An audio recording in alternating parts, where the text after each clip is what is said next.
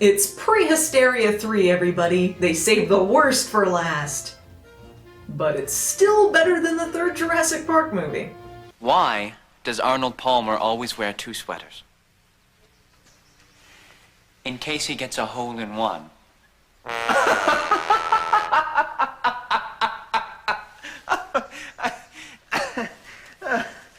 Unlike the last one, this movie decided to open things up by actually explaining the bullshit backstory of the Prehysterias, which still doesn't make any sense. This time describing them as creatures of fun and innocence? Creatures of fun and innocence. What innocence? They've attacked several people by now. And there's that reused footage Charles Band is known for. And one day, they discovered raisins. Why is this part of their mythology now? They reuse the plot device from last time and just get fucking shipped in a crate of raisins again. I mean, I don't know who's dumber, the Prehysterias or their owners for letting this happen continuously. These are horribly irresponsible pet owners. Like, what is that dog doing right now? Is she being shipped off in a crate somewhere to have her own misadventures? Dog hysteria? So this movie is going to be centered around a golf course, because if there's anything children love more than dinosaurs, it's golf. Our main character is a little girl who loves golf and pretends to be Scottish. Very badly. And oh, what a bony shot! She knocked the dimples off that one. And thus she's going to be throwing out nonsensical Scottish references throughout this whole thing. Like she's eating haggis and playing bagpipes.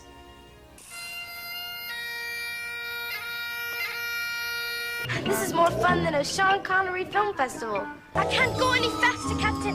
I'm giving it all she's got. My dilithium crystals are all used up. There's no reason for her to be throwing these things out other than the fact she is of Scottish heritage, I guess. The main villain of this one is her greedy uncle who owns this golf club and happens to be shooting a commercial when the movie begins.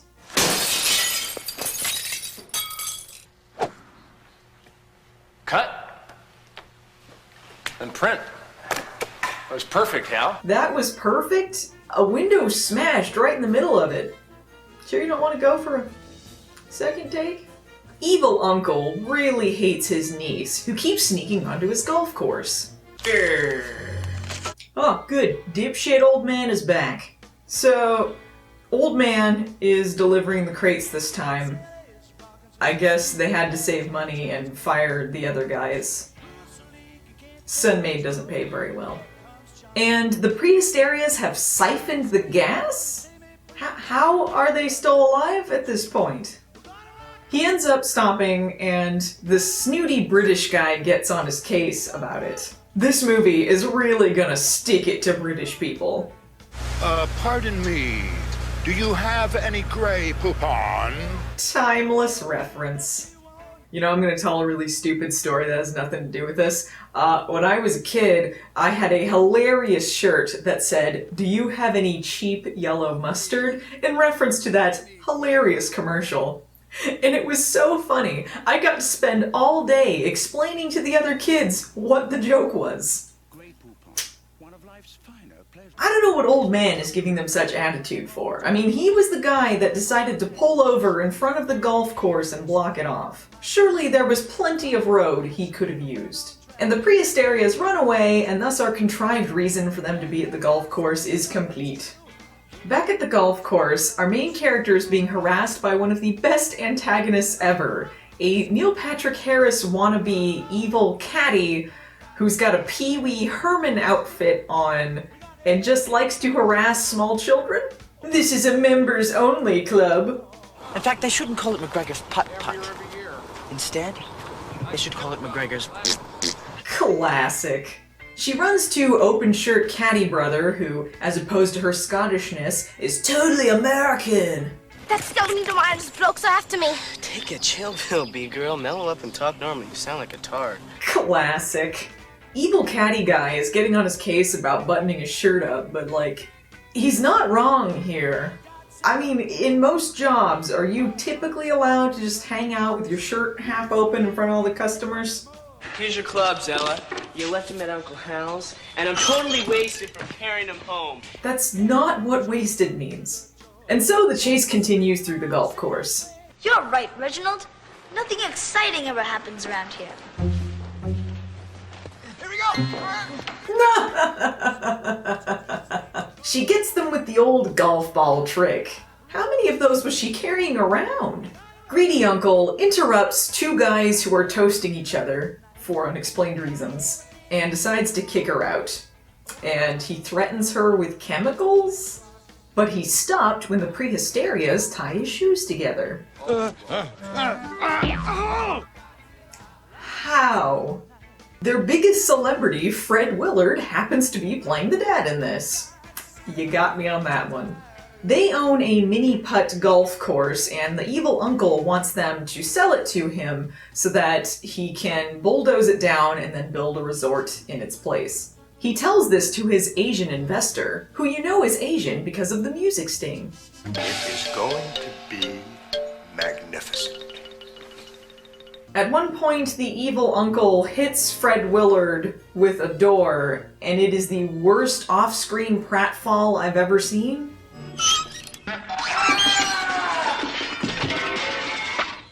The little girl is depressed and goes out into the golf course and finds the Prehysterias! There's no reasons here. This is highly unrealistic. So of course, she decides to play golf with them for a while, as you do. We have an introspective scene where the little girl is thinking about all the depressing things happening in her life, and the parents fight in the background. And then the dad is threatened with a welding torch? Oh, sometimes you make me so mad. What? You know, I Michelle, put the welder's torch down. Michelle, put it down. Ah, ow, ow, ow, ow! Can we talk about this movie? Like, maybe this is the issue that they should be addressing outside of the dinosaurs. The dad hates golf because he used to be the best amateur golfer, but he lost to evil uncle because a bird chirped at the wrong time. It's such a stupid detail, I probably wouldn't even mention it if it weren't so important to this asinine story. And so his wife decides to put his golf club into a slab of concrete, like the legendary sword in the stone. If it were pretty much meaningless.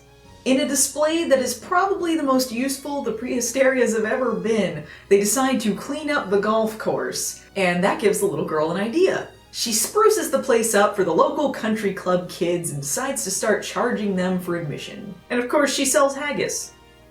Scottish! So what are you putting in those burgers? Haggis helper. Excuse me? Excuse me? Does no one see or hear the dinosaurs working right next to her? She is speaking directly at them.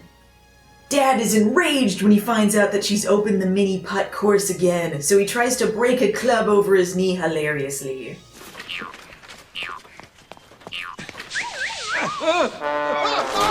There is an excessive amount of wah-wahs in this movie.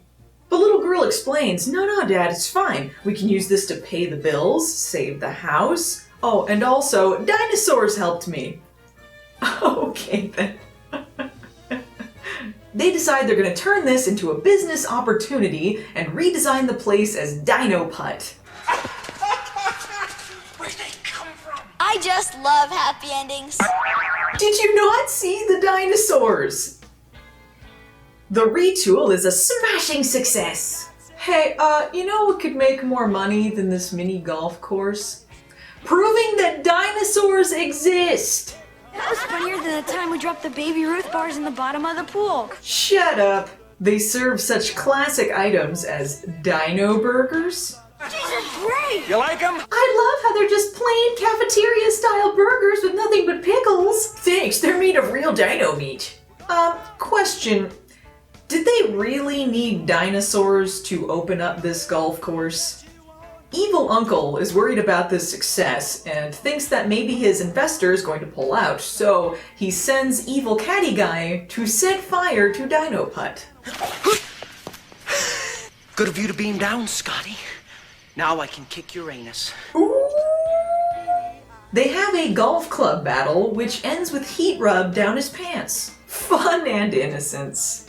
Ugh. But don't worry, Evil Uncle has a backup plan, which involves sending a health inspector to shut the place down because of rats. So now they gotta hide the dinosaurs from the health inspector. How were they a secret before now? The health inspector shuts the place down, but he's not wrong in doing so. I mean, those dinosaurs were cooking the food. I mean, I saw one biting into a hamburger. It is a blatant health hazard. They're not good business owners. Did the little girl even get herself a food handler's license for this? They're gonna get fined so much.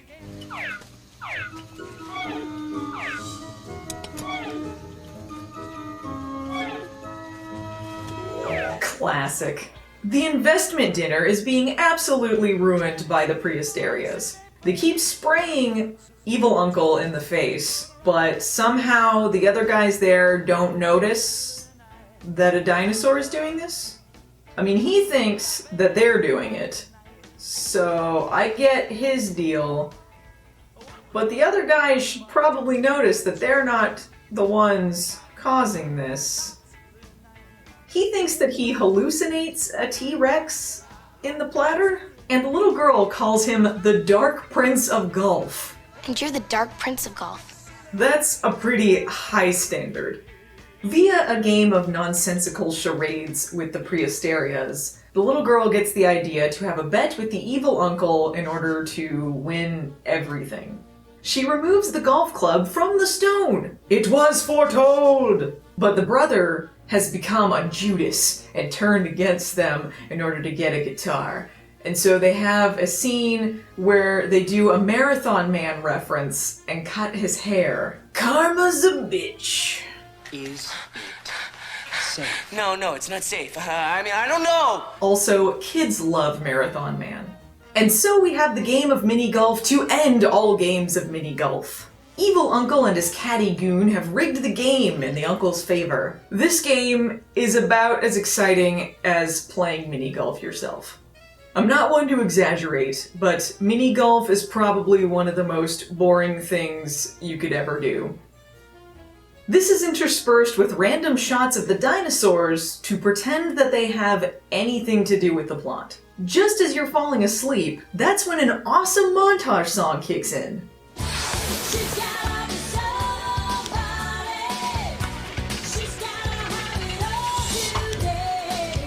The little girl is not doing so well, and the dad is worried that she's going to choke like he did. And as he's watching back the footage, he realizes that that bird chirp was rigged by the evil uncle back in the day. And then they do a JFK reference. Frame 220.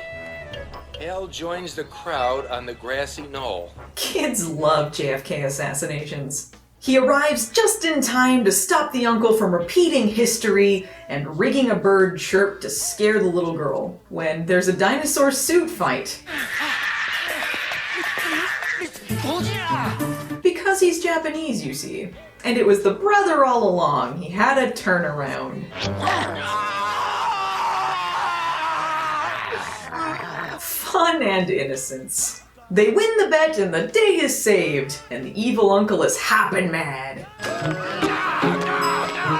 That's when Old Man shows up again to remind us of what a failure he is. He takes the Prehysterias with him, and their business is ruined. Just kidding, they had to get another wah-wah in there. I want to build a resort around your golf course. Well, we're game. And that was Prehysteria 3. I think if I had to compare all of the movies and rank them, it's a little bit difficult to say which one is the best. Because on the one hand, the first movie is a genuine, heartfelt kind of nostalgic trip. It isn't Oscar-worthy by any means, but it does remind me of a more innocent time. It's fairly harmless. It seems like they were putting some real effort into it, and it makes you feel good. On the other hand, if we are going by so bad it's good standards, I gotta go with 3, honestly. It is so give no fucks. This nonsensical golf plot, the constant wah-wahs, the hammy acting, it's just ridiculous. The acting standards are considerably lax. The budget was not quite what it was. But it was an enjoyable watch, and I felt like it had more going on than 2. While 2 had more cliches, I think, it didn't have as much to go on because a lot of it is just set in this mansion. Though it did include lots of old lady violence, and I liked that. So I gotta go with the So Bad It's Good standards. I'm gonna say 3, 1, and 2 is how I'm gonna rank them. Thanks for joining me on Movie Nights. I'll see you next time. Bye!